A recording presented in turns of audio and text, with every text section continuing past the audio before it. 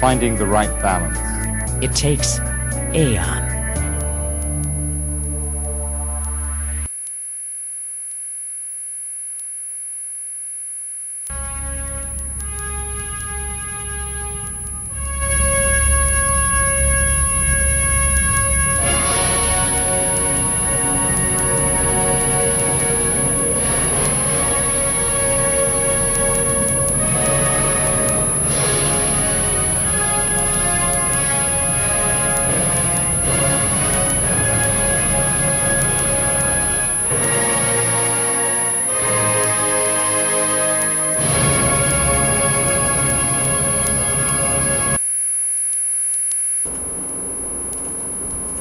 President Barack Obama today will end President George Bush's limits on using federal dollars for embryonic stem cell research. Advisors are saying that this will send a clear signal that science, not political ideology, will guide the administration. He's going to sign an executive order in the East Room of the White House today. It's going to be part of a broader declaration on science that would guide the Obama administration's policies on matters ranging from renewable energy to climate change. Bush, of course, had limited taxpayer money for embryonic stem cell research to a small number of stem cell lines that had been created before August of 2001. Many of those face drawbacks. Hundreds more such lines, groups of cells that can continue to propagate in lab dishes, have been created since then. Scientists say that those newer lines are healthier and better suited to creating treatments for diseases. But because of the Bush order, researchers who took federal dollars couldn't go near them. One doctor, a scientist at the University of Maryland Center for Stem Cell Biology and Regenerative Medicine, said, "We've got 8 years of science to make up for. Now the silly restrictions are lifted." And in testimony on Thursday in front of the Florida State Ways and Means Committee, a very interesting development came up. The Florida Hurricane Catastrophe Fund, it was revealed, could face a significant shortfall if a major storm hit Florida this year. This according to Superintendent McCarty. Kevin McCarty said that, quote, "There is a cratering of the financial sector," we know that, "due to the economic downturn," and he said it affects municipal bonds. So the commissioner said municipal bonds are the backbone of funding for the Hurricane Fund, which backs up the private market in the wake of a hurricane by providing reimbursements to reinsurers for a portion of their cat losses. The Florida Fund sells bonds to cover claims after the fund runs out of money.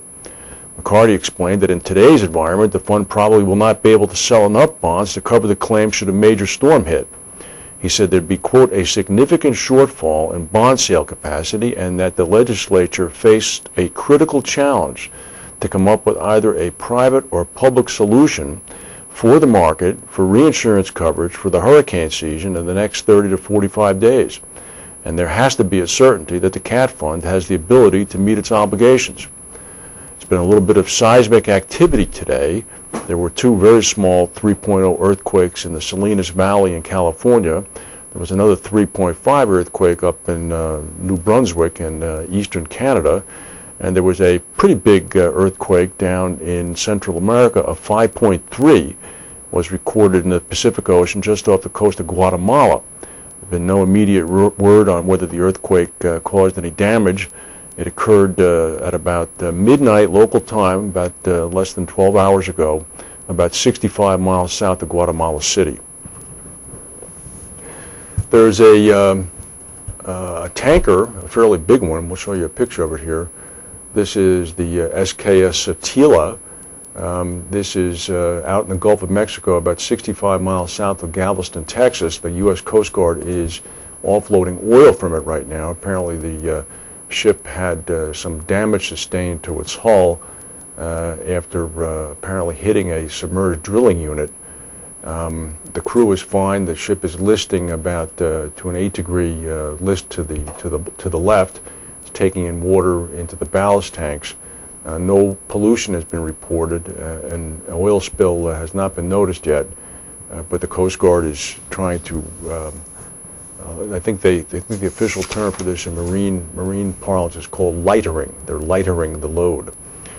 And just before we came on air, we picked this story up from our friends at the Thomson Reuters insurance-linked securities briefing, and it's from a Friday article written by Pedro da Costa, and it extensively quotes our friend Eric Dinello, the New York insurance superintendent, and I'm going to quote liberally for it. It's a fairly strident article from Mr. Dinello, actually. The superintendent says the U.S. financial crisis is the product of lax regulation that resulted from a failure to learn the lessons of past debacles. In that sense, Dinello said, the events of the past 2 years are more like the panic of 1907 than the Great Depression, because the events involve huge bets on securities by people who did not own them. He traced the crisis to the short-term memory of policymakers who during the 1990s seemed to believe that markets could take care of themselves without supervision.